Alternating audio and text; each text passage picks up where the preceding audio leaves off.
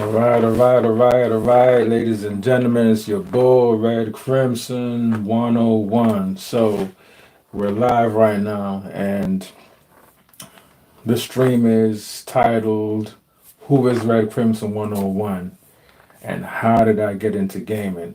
So let me introduce myself, guys.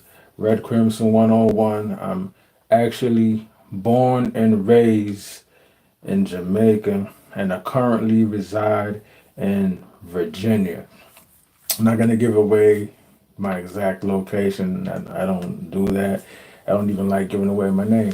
But yeah, man, I just want to let everybody know who I am and how I got into gaming. It all started when I was a little boy growing up in Jamaica, man. And I remember I started off in an Atari actually. And I forgot I even had an Atari. But anyway, I played Mr. Postman, whatever games, Pac-Man that was on it. And the Atari really didn't interest me. Hey, Nene, what's up? How you doing, baby? Daddy loves you. The Atari didn't really interest me. So, my dad was like, man, you don't like the Atari? I'm like, nah, Dad, I'd rather just go outside and play. So, I packed up my Atari with all the cartridges, put it in a box, and it got tucked away somewhere in my house in storage. And, one day, actually, my dad used to travel a lot, and he went to England. And then he came back, and as a kid, man, even now, man, I love my dad. When my dad is not around, I always used to miss him a whole lot. And he was traveling, so he went to England one day, and I'm the only one who was watching. Hey, how you doing, Amelia? Well, yeah, my channel is small. It's not a big channel, so and I'm this live thing is new for me. It's my first time doing it, so I'm just everybody does live nowadays. So I thought, why not just take a shot at it and see how I do? So basically, this is a test run to see how I do live. But I mean, I don't expect a lot of people to come in here. You know what I'm saying? I'm just doing it live right now, and when I shut the stream down, the video will still be up there for any and everybody to check out later. But I just want to let everybody get familiar with who I am and how I got into gaming, how I started gaming. But so let me continue the story. So, my dad went to England, he came back. I was excited when he got back, like I said, I love my dad. So, I woke up and I had two beds in my room. And on the other bed when I woke up, there was this device in there, right? Electronic device. I didn't know what it was, and it was actually a Nintendo. And I asked my dad, I said, "Yo, what's that?" He was like, "Oh yeah, that's a Nintendo, man. Everybody, all the kids go crazy over it. Everybody loves it." I was like, "All right, cool." So he was like, "Yo, just give it to your aunt, let your aunt hook it up or whatever." So, I'm a kid, so I don't know how to hook anything up. So I gave it to my aunt. My aunt read the instructions with all my cousins hovering around. And, as soon as she got it hooked up, the first game we had, actually, back in the days, when when you bought a console, it always comes with a game or games, right? But rather it come with one game and two controllers. So the Nintendo came with two controllers, and it came with Mario and Duck Hunt. It came with a little gun. So anyway, my aunt hooked the system up, and as soon as we put the cartridge in, and the Super Mario came on, and you press start, and that music comes on, that and you just running from left to right, man. Yo, that thing just blew my mind. It blew my mind. That Nintendo, it blew my mind. And then basically what I'm saying is Nintendo is what actually got me into video games, and Nintendo got a lot of people into video games. And that's why a lot of people are so passionate about Nintendo, because like Nintendo is like everybody's childhood. Nintendo was the start of everything. Nintendo started everything. If it wasn't for Nintendo, there would have been no PlayStation, no Xbox, no nothing. So all these video game companies, they owe that to Nintendo. Nintendo started everything with it, down to the D-pad, the shoulder buttons, and everything. But anyway, yo, so when I got out, we started playing Mario. I started playing Mario, man. I immediately fell in love with gaming, fell in love with Nintendo. I was like, wow, this system is awesome. So, my dad, he travels a lot, like I said before. So I said, yo, dad, can you give me some more games? But prior to that, when I went to school and I would tell everybody about a Nintendo, everybody had a Nintendo. And the beauty of it is back then, because, oh, that's right, your kid is an 80s baby. You know what I'm saying? I was born in the 80s, so you already know I was there pretty much when gaming started. And I've been there from the very beginning to what gaming is now. But anyway, so everybody had a Nintendo in my neighborhood and all over the island. And everybody had different games. It's not like now where everybody just play the same games that their friends are playing. Everybody had their own unique games and different games. So we'll swap and exchange cartridges. And that's how so we all ended up, especially myself, I ended up playing a lot of games in my lifetime because everybody had different games. You always had those one or two kids that had or one or two guys probably, and it was a lot of times it was the older kids too. I remember this one guy, man. I went to his house, and he had his bed was just he had all these cartridges on the bed. You know how you have the comfort on your bed. He had all these cartridges on the bed. The bed was just covered with cartridges, like mountains of games. I've never seen that in my life. So, so everybody had different games. So that's how I ended up playing a lot of different games. And yeah, it was a beautiful thing, man. Nintendo's what really got me into gaming. Like if Nintendo wasn't around right now, I wouldn't be playing video games at all. Like I wouldn't be playing no PlayStation, no Xbox, none of that because they don't really offer the fun factor and evergreen titles that you can go back and play. Nintendo's one of those systems where no matter how old you are, you can always go back, pick it up and play and still have fun. And your kids will be able to go back and play it as well and enjoy themselves. And if you look at it now, that's why Nintendo is on top right now. 140 million sold. They beat the hell out of the competition. They outsold PlayStation 5. They outsold PlayStation 4. Even with the Nintendo Switch came out, 3-4 years after the PS4. And PS4 had a lead on them. Nintendo came back and smoked them. Like Nintendo always revolutionizing. Their consoles are never the same. Like whenever they come out with a new console, it's always different from the previous generation. The controller is different, the gameplay is different, and they introduce a lot of things to gaming that PlayStation and Xbox and everybody runs with right now. But now, so the Nintendo pretty much created a phenomenon, not only for me, but just for the industry, the video game industry as a whole. And let me not forget, there was a video game crash, especially in the United States, where people were interested in video games. The quality wasn't good, and analyzed the gaming industry and made video games popular and inspired other companies to follow suit by coming out with their own unique consoles. You know what I'm saying? And was born the PlayStation and Xbox. Sega, as a matter of fact, was always there alongside Nintendo as well. But Nintendo blew past them, and Sega was actually really good. But anyway, so I'm still a kid in Jamaica playing my Nintendo. Then here comes the Super Nintendo and the Sega Genesis. And I remember when the Super Nintendo came out, it was a huge thing, man. I mean, it was coming off of, the greatness Nintendo was. And I remember my cousin at the time we were all living together, and his mom bought him the Super Nintendo that came boxed with Legend of Zelda, A Link to the Past. And actually, that Legend of Zelda, A Link to the Past is my favorite Zelda game, even though Breath of the Wild and Tears of the Kingdom are pretty much like the best Zelda games. You can never really go wrong with Zelda, right? First it was Ocarina of Time, and people put it on a high pedestal.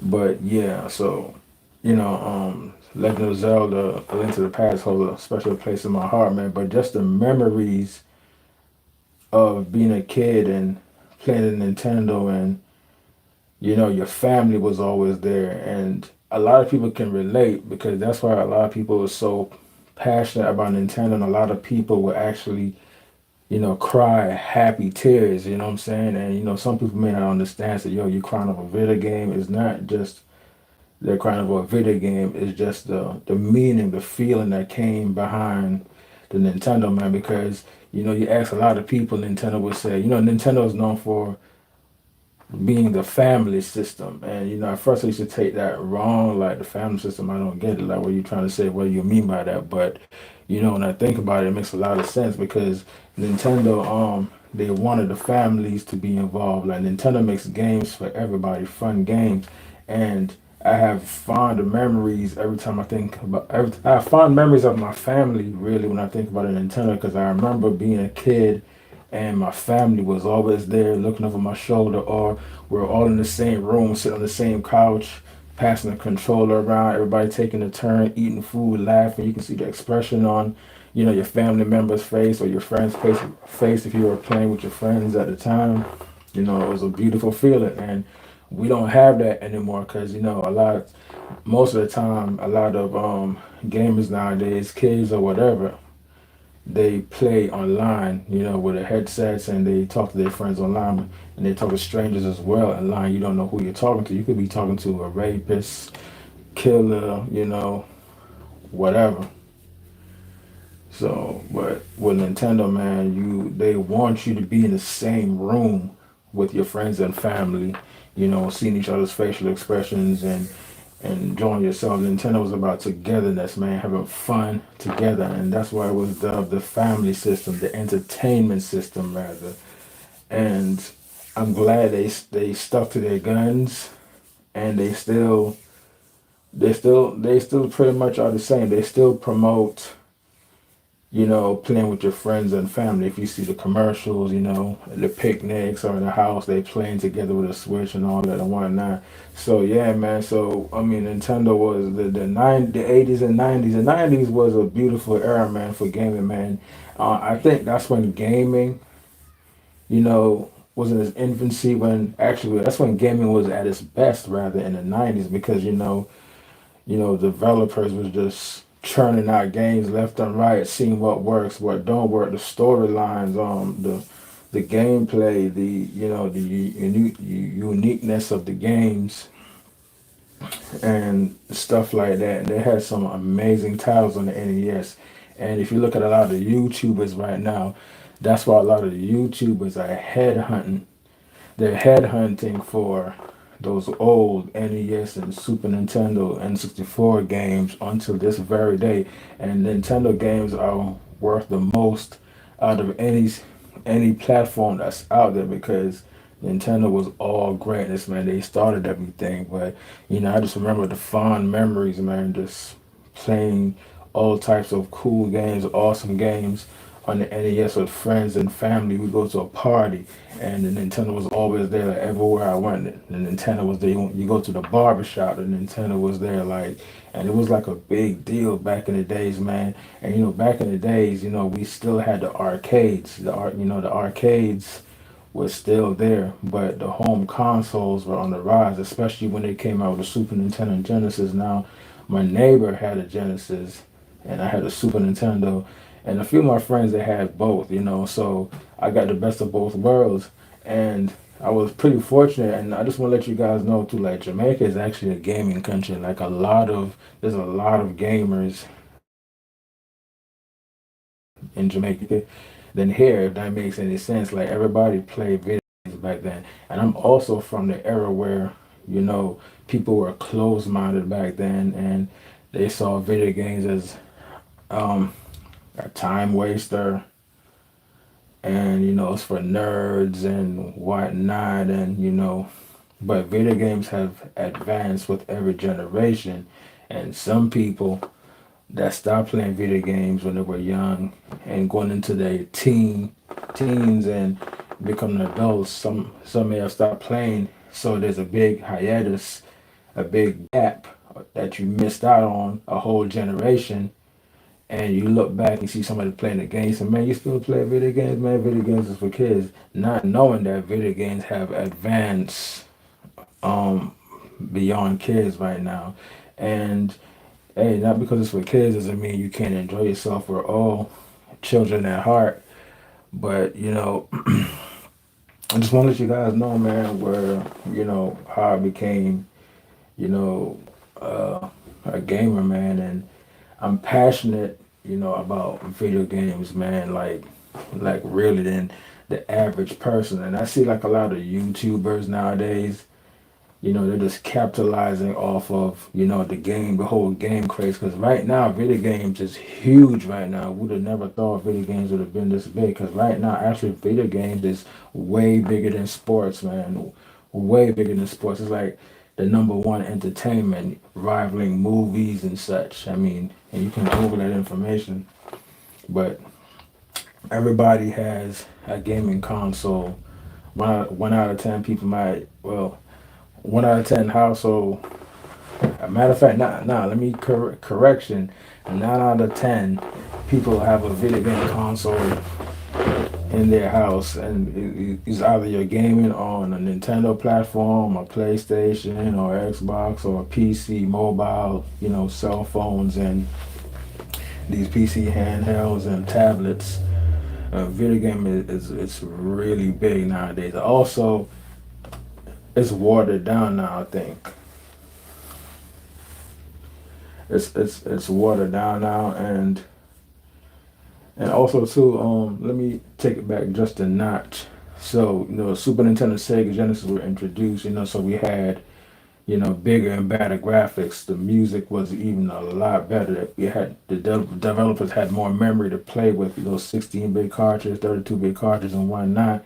And we had the 32X. We had the Sega Saturn.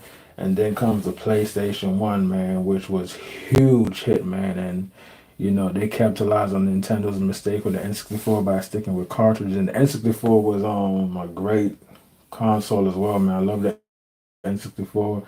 But just gaming in the 90s, man, was just awesome. That's when video games were really at its best. The creativity, the music, it was just the best, man. And that's why those old games, people are so much into those old games right now. They're just going back and they're collecting these games.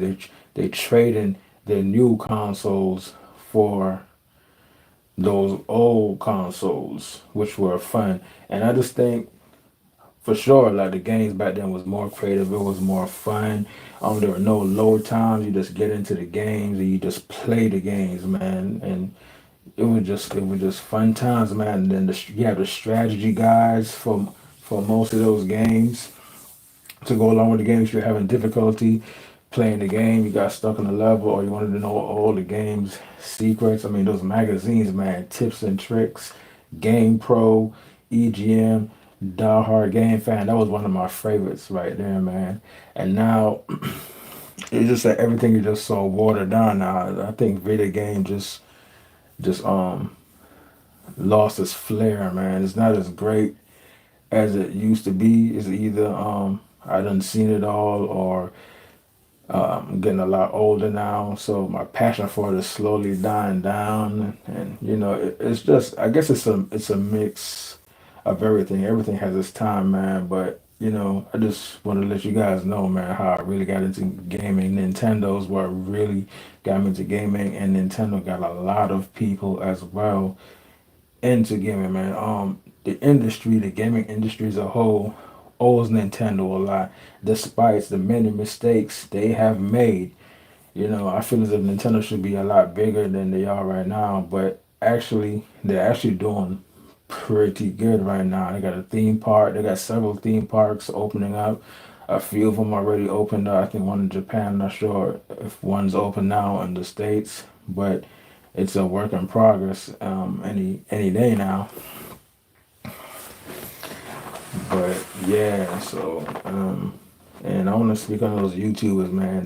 That you watch their videos and they have like a library of games in their background, and a lot of those gamers nowadays are fake. They're not even real gamers, man. They're just capitalizing on the game craze, and some of these are rich kids who go out there and buy like somebody's whole collection and set it up in their basement and make it seem like there's some kind of hardcore game. I remember this one chick, man, she had a nice little setup, and I was talking to her and I asked her, have you played this game? Have you played that game? And she had no idea what I was talking about. And actually, one of the games I asked her if she ever played, and she said no, was actually on her shelf. So yeah, man. So that's really how I got into gaming, man. Nintendo's responsible for damn near my whole gaming life, and I think a lot of people can attest to that. And like I said, in the '90s, going into the early 2000s, mid 2000s, like with each iteration, each generation, the systems got better. You know, more powerful, and developers could do more things because they have more space on the disk, memory card, whatever. And it got better and better. And then we got the handhelds and the Nintendo DS. I remember getting the DS, man. The DS was a game changer. I mean, that thing was vicious, man. But everybody in the world knows the impact that the Nintendo DS had. I remember playing Metro on the DS with a dual screen, man. Nintendo was so creative, and they still are. And but as it stands now, you know, maybe the passion is down a bit. I find myself like playing a lot more indie games nowadays because the indie games, I think those indie studios, they realize the impact that the 16-bit, 32-bit era games had, especially like the NES and Super Nintendo days.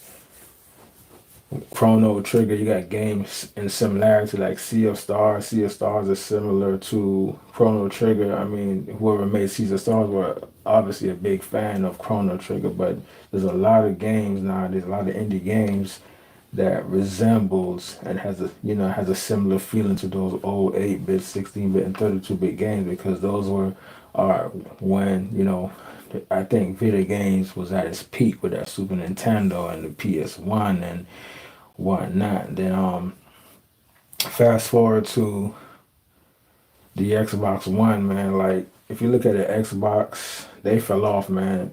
I mean, you tell me what the difference is between the Xbox One, the Xbox One X, Series X, and Series X, which are all stupid names, by the way.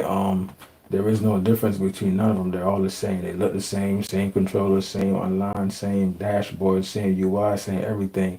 So, and that's why they're getting negative backlash right now because I feel as if Microsoft, they don't care about gaming really. They're just cashing in on it. They did it right with the OG Xbox and the Xbox 360, which was their best system. That was the last great system they made. But if you look at Microsoft now, it's a different Microsoft from one we had with the OG Xbox and the 360. So pretty much they're out of the picture. And real gamers, hardcore gamers like myself, I don't really respect Xbox. They actually, I feel as if they're the cancers of gaming. They don't make good quality stuff. And, I'm from the era where, you go to the store, you buy your cartridge, or you go to the store and we'll have those long lines and you can meet other gamers and strangers, and you just talk about your favorite games and whatnot. And now they're pushing for online all digital future where and you never know, you know what I'm saying, you don't know what you have until it's gone, man. And they're taking advantage of the newer generation, the younger kids who doesn't know any better. They just want to play their games. They don't care about getting the game at the store. They just want to download the games and play the games. But if you look, developers and game studios won't be available later on down the line because of due to licenses. And you look at companies like Ubisoft, they said it themselves. Um, you're gonna own nothing and be happy with it. So companies like Ubisoft, I don't support them. And any game developer come out there and said I can't own my games, even though I purchase it, I won't be supporting that. And I'm not the only one that feels that way. And I feel as if like a big video game crash is coming again. It's not going to be as bad as it was, back in the '80s with, you know. and a little bit even before that with the Atari. It's not going to be like it was with the Atari, because I know a lot of people right now that have systems that they would say they don't really play them. You know what I'm saying? Especially the people that have Xbox, they would say they don't play it at all because there's really no quality games there to be played. And it's funny how we have all this memory, all this technology, but yet still video games haven't really advanced. I just feel as if the video games hit a threshold now. Now it's all about battle royale games, free to play games. Just remind me of cell phone games, and I'm not really with that. They want to get rid of the physical cartridges, and I love going to the store, getting the physical game, ripping it apart, reading the box and taking out the contents, reading the manual. Sometimes it'll come with soundtracks and other cool stuff. I miss things like that. And some games have those things available at manuals digitally, but it's not the same like having the physical material. You can feel the texture, flip through the book, read the manual while you're on your commute, coming from the store and heading home as well, or even at home. I mean, just reading the manual at your own leisure, on your own personal time. So it's definitely not the same. And if you look at the box art for video games nowadays, it's just plain. Whereas back in, like the 90s, like the video game art, just going to the store and seeing the box art on the game, that's how they used to sell the game. Because the game would look so cool, the cover art would look so awesome, it makes you want to buy the game. And then you hope when you buy that cool looking cover game, when you take it home, it's good. And a lot of times it'll be good. But, that was an advertisement of buying video games, was a cool cover art. And these new generation kids will never understand that. And so when we finally go digital and you can't play the games anymore, that's when all these new generation kids are gonna start crying and be like, "Oh man, I can't play my games. I pay for all the internet's down. I can't play my games." And I'm not with the whole you need an internet to play your games. As it stands, you can't even play Xbox offline. And somebody tried to argue with me in the comment section saying that you can. Oh, you can temper it off and you try and power it on again, then you have that big DRM check before you even get into the dashboard. And if you stay offline, you might not be able to play your games. Or if you go online, well, first of all, you have to download that DRM check because you can't even access the dashboard unless you stay offline. But you may want to go online to play with your friends or download a new game. And then once you do that, you got to go through that DRM check, and that DRM check might be that update that takes away the ability for you to play offline. But I'm from the era where you just put the game in and it works. That's it. If you look at my background, I have all these games. I know you guys can't see all of it, but that's just some of it. Those games on the shelf are games I'll be able to play years later. My kids will be able to play years later when I'm dead and gone and go back to see how a game it was because of the physical cartridges there. All those games you see in the background, I own those games and they will work several years, several decades from now. But these new systems and the upcoming systems, removing the disk drive and want everything to go all digital and make video game as service, that stuff is not going to work, man. When those developers ready to pull the plug on those services, or your internet is down, it might be hard times where you can't pay for your internet that month, and you just stuck not being able to play your games. But I'm glad to have my collection sitting down in the background. I can go and play my games um anytime. But yeah, so that about it, guys, man. You know what? We damn near 30 minutes in on the stream, but just wanted to hop on here, try this new live thing. My first time, just want to see how it works, and I just want you guys to get to know the kid. Who is Red Crimson, and how I got into gaming, man. So that's how I got into gaming. It all started, back home in Jamaica, man, with Atari. But rather than Nintendo, my dad introduced me to that Nintendo, bought that Nintendo for me, and that was it. That was it, man. And so Nintendo's responsible for like most of my gaming life, all my gaming life, to be honest with you. And I know a lot of people can relate.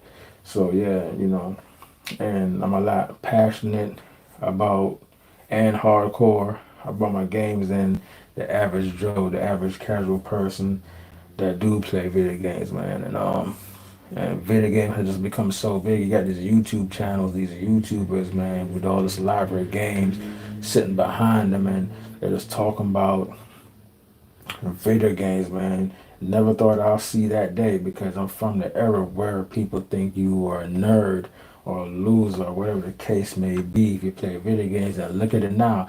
Been doing it right since day one. Everybody play video games, man. Video game is the number one biggest form of entertainment right now over sports, anything you can think of. But sadly, I think the quality of games is not as good as it used to be. Developers are lazy now. The games are the same. Everybody's playing the same games on, but whatever. You guys, man, like and subscribe, man, to my channel. And yeah, that about it, man. Just look forward to more streams. Peace out, man. You guys have a good one. Happy gaming.